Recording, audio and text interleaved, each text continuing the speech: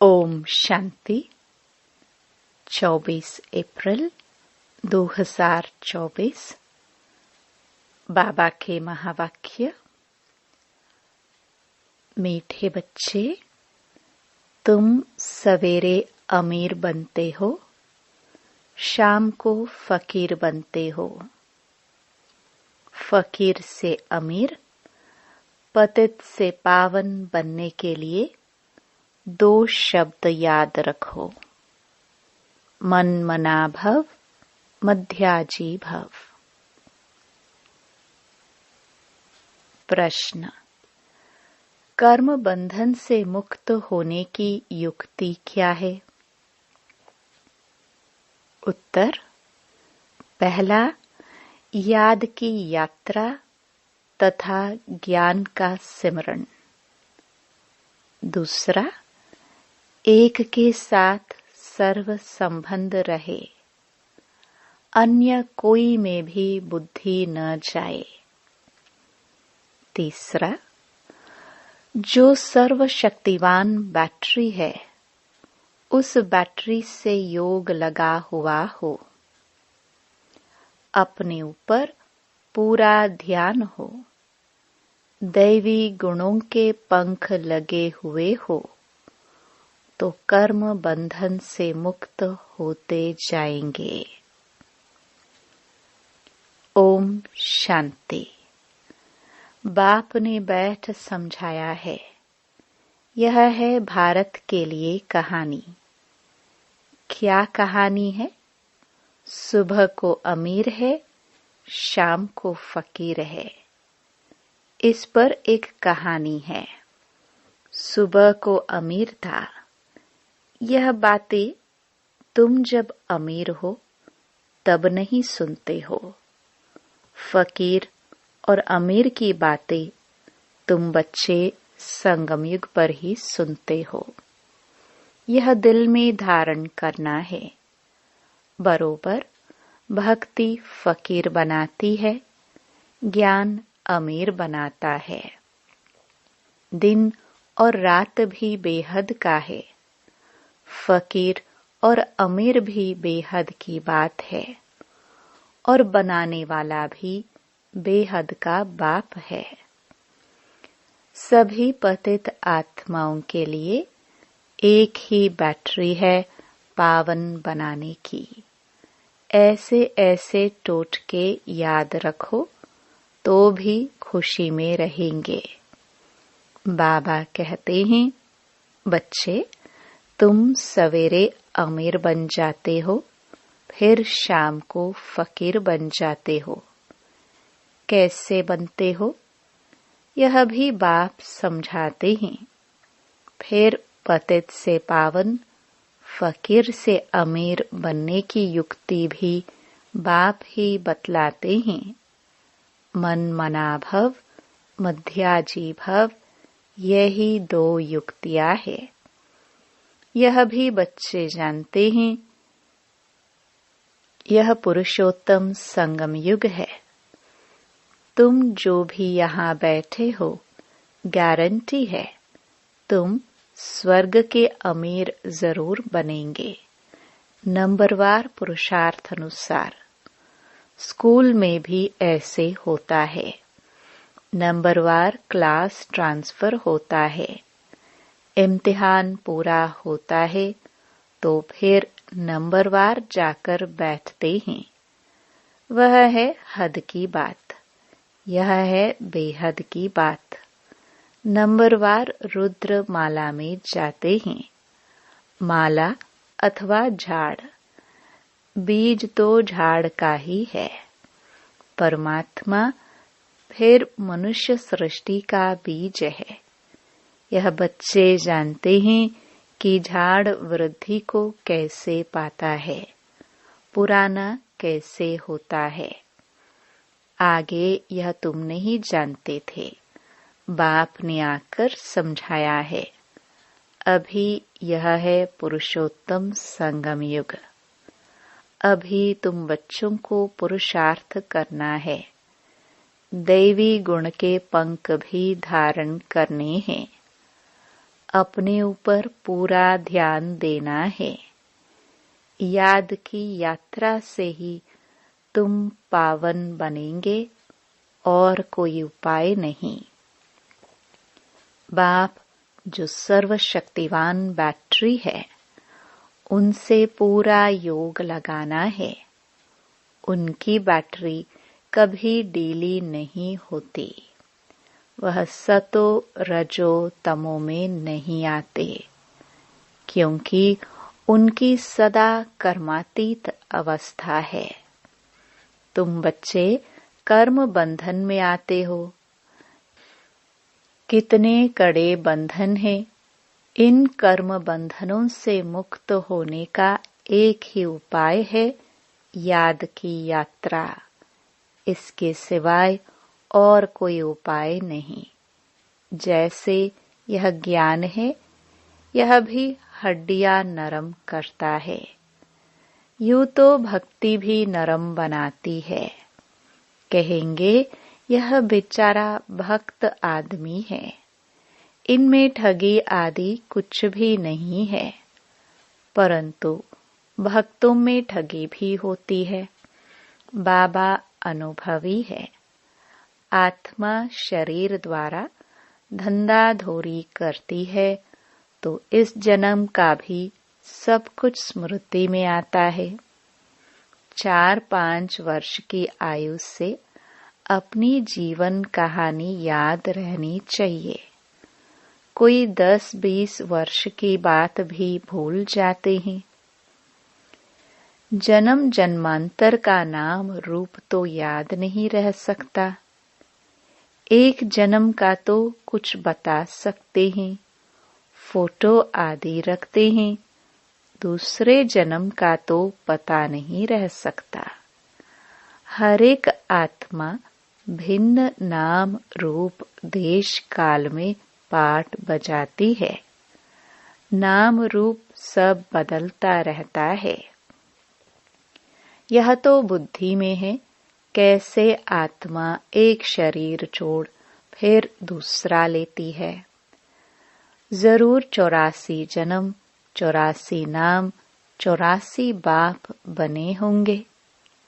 अंत में फिर तमो प्रधान संबंध हो जाता है।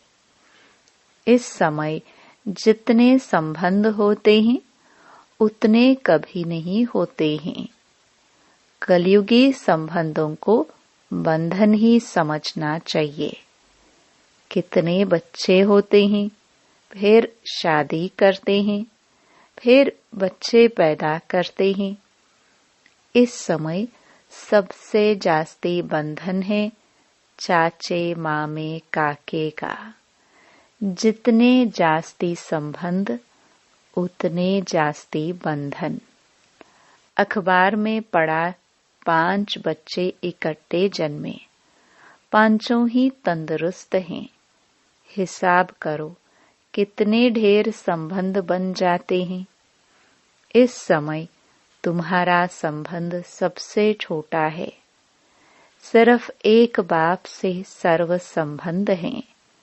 दूसरा कोई से भी तुम्हारा बुद्धि योग नहीं है, सिवाय एक के। सतयुग में फिर इससे जास्ती है।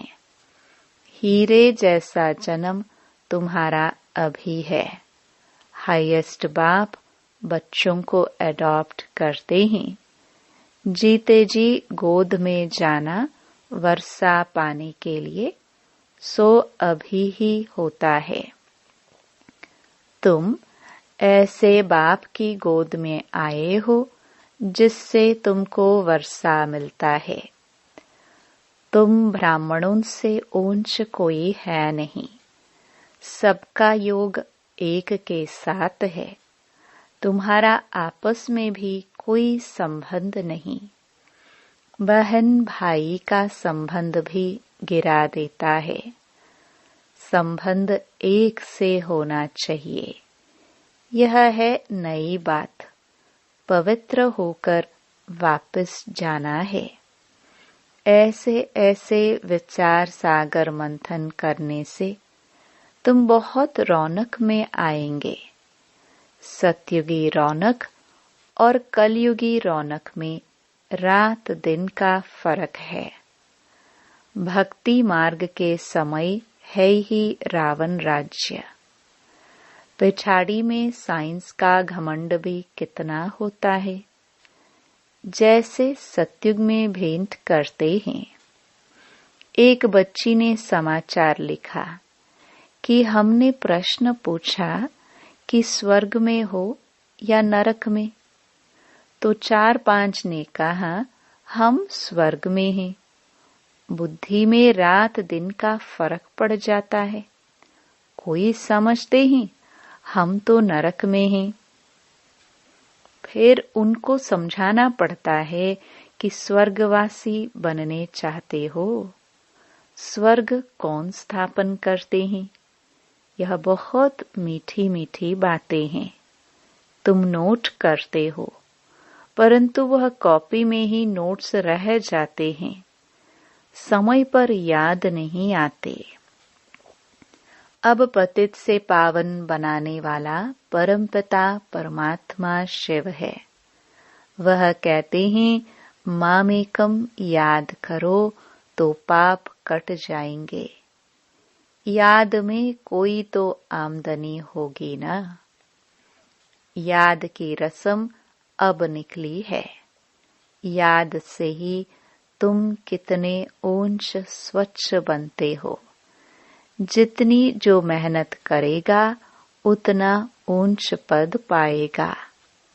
बाबा से भी पूछ सकते हो।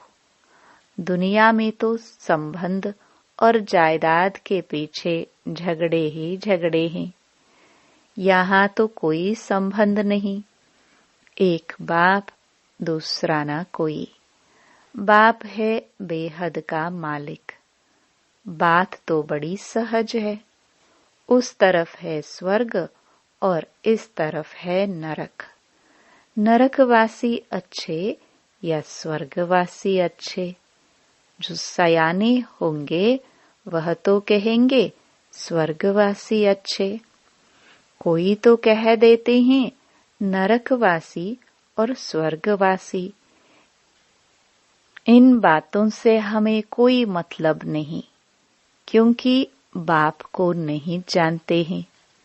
कोई फिर बाप की गोद से निकल माया की गोद में चले जाते हैं। वंडर है ना। बाप भी वंडरफुल तो ज्ञान भी वंडरफुल, सब वंडरफुल। इन वंडर्स को समझने वाला भी ऐसा चाहिए जिसकी बुद्धि इस वंडर में ही लगी रहे। रावण तो वंडर नहीं है, न उनकी रचना वंडर है। रात दिन का फर्क है। शास्त्रों में लिख दिया है, कालीदाह में गया, सर्प ने डसा, काला हो गया। अब तुम अच्छी रीति यह सब समझा सकते हो।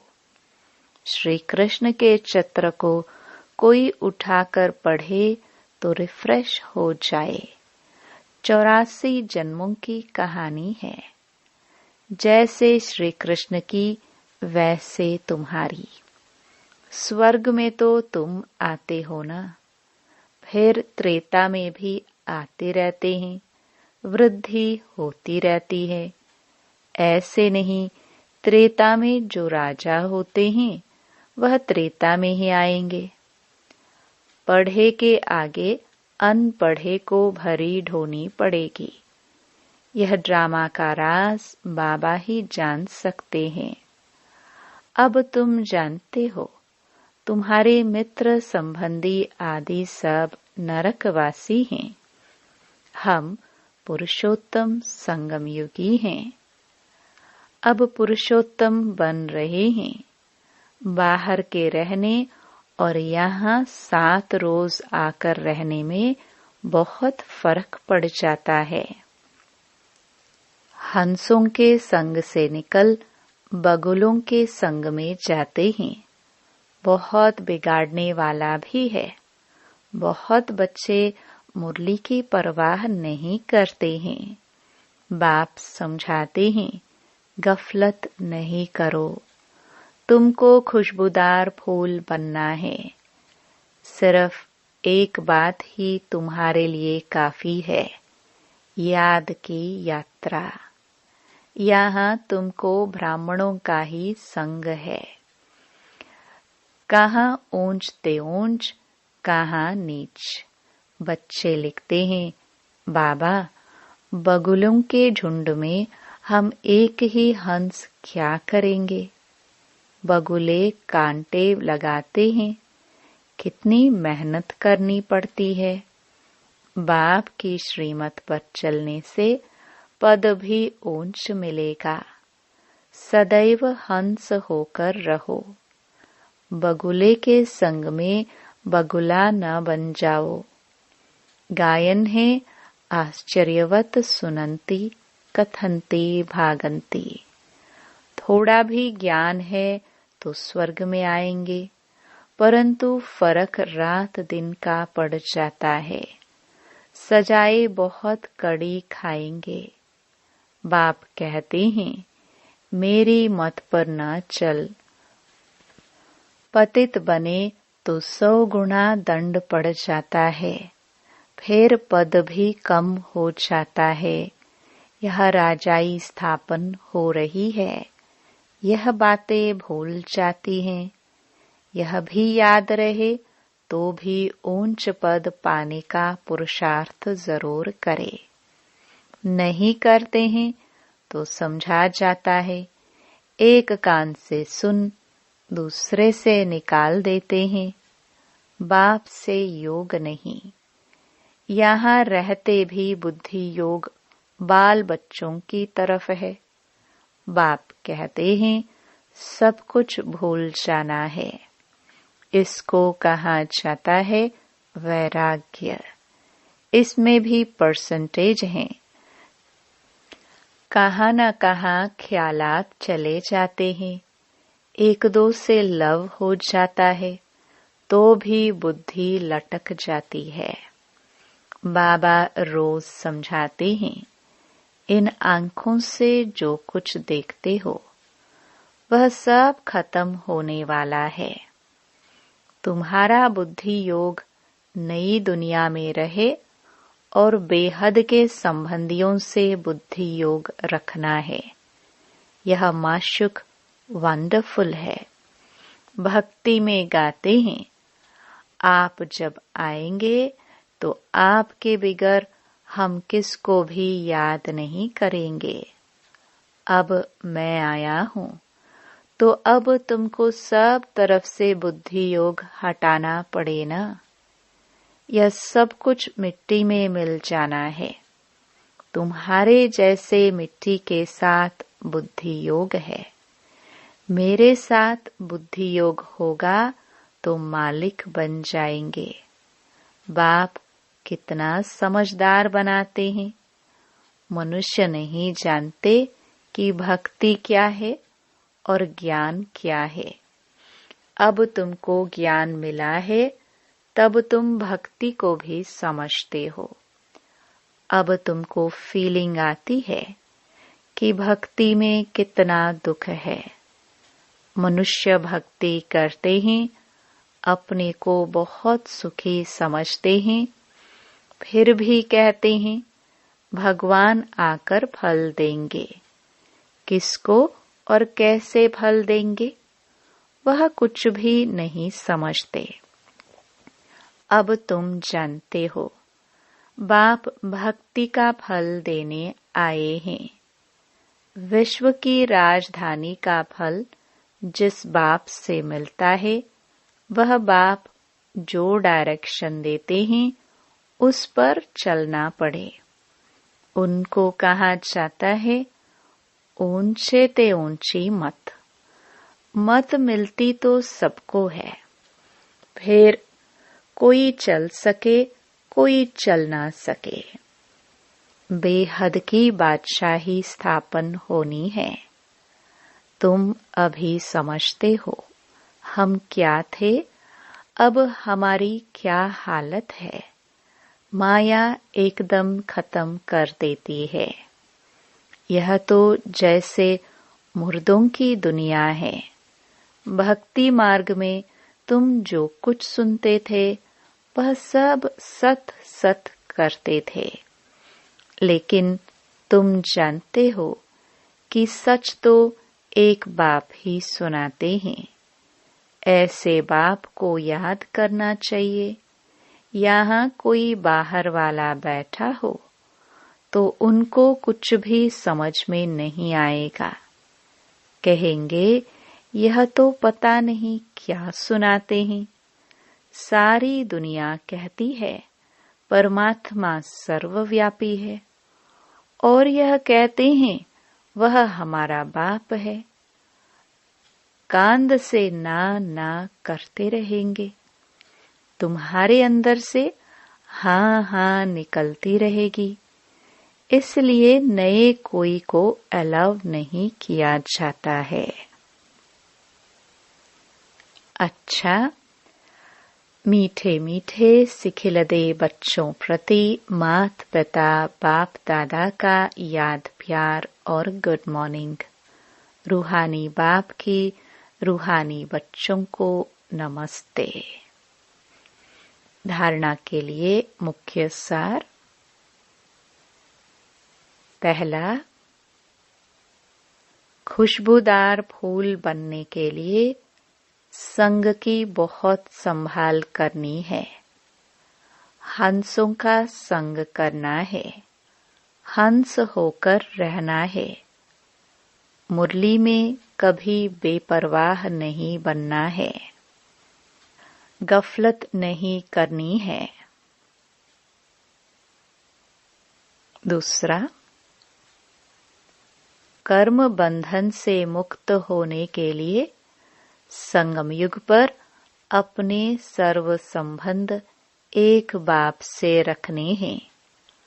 आपस में कोई संबंध नहीं रखना है।